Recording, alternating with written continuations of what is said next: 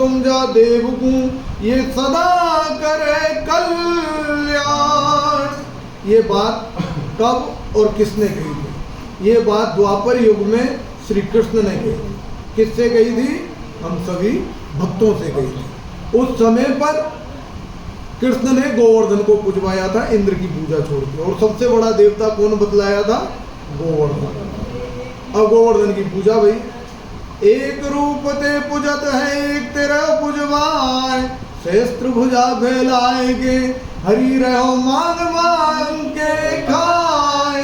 एक रूप ते तू पूज रो और एक ते पूजवारो तारे, हजारों भुजा फैलाए के मांग मांग के खा रो है। तो पूज रहे या रूप थे श्रीनाथ जी के थे और पूज रहे कृष्ण रूप थे।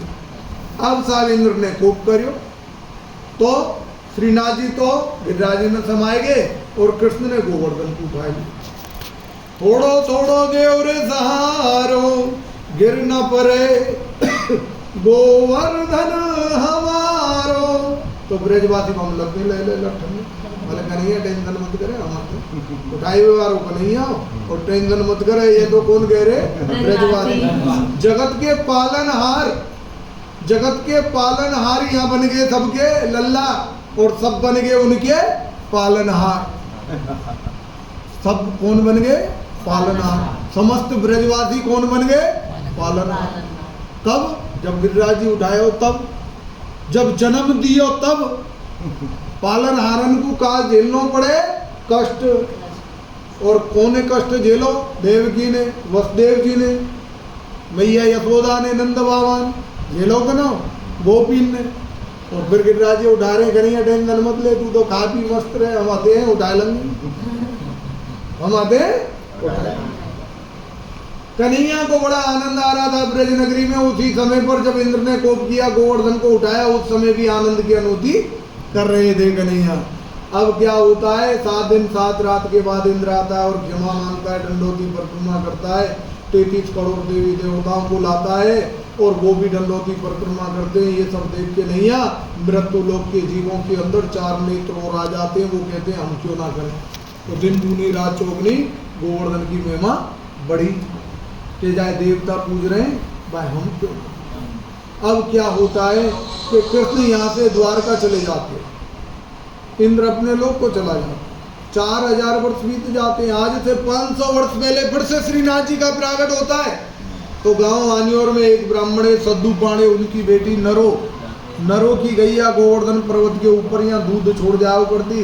बा जगह पे जहाँ कृष्ण ने पूजा करी, श्रीनाथ जी समाये, खुदाई करी तो श्रीनाथ जी के श्री विग्रह रूप के प्रागट भयो और वल्लभाचार्य जी के द्वारा प्रागट भयो। नरोबाई से 45 साल तक गिरिराज जी में सेवा लिए।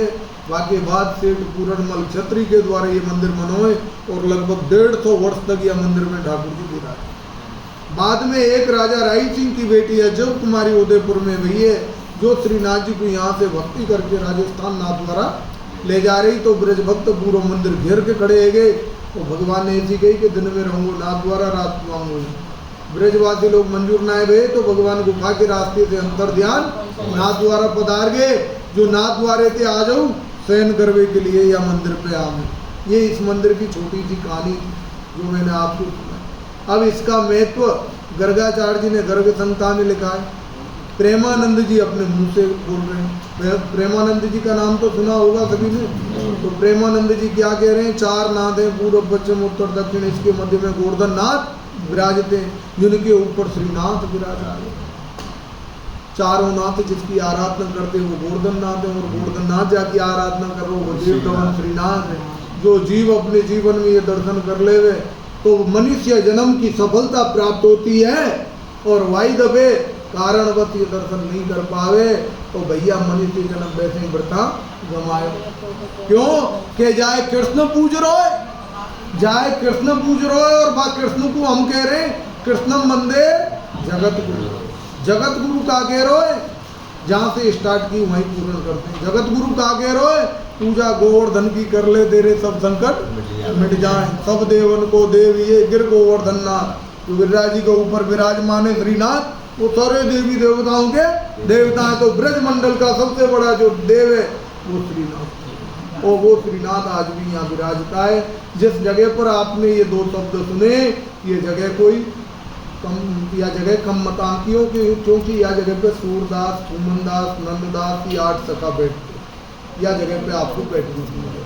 बोलो श्री गिरिराधरण की जय, गोवर्धन नाथ की जय, कृष्ण कन्हैया लाल की जय, गोसाई जी परम दयाल की जय, आज के आनंद की, बोल श्री जी बाबा की जय।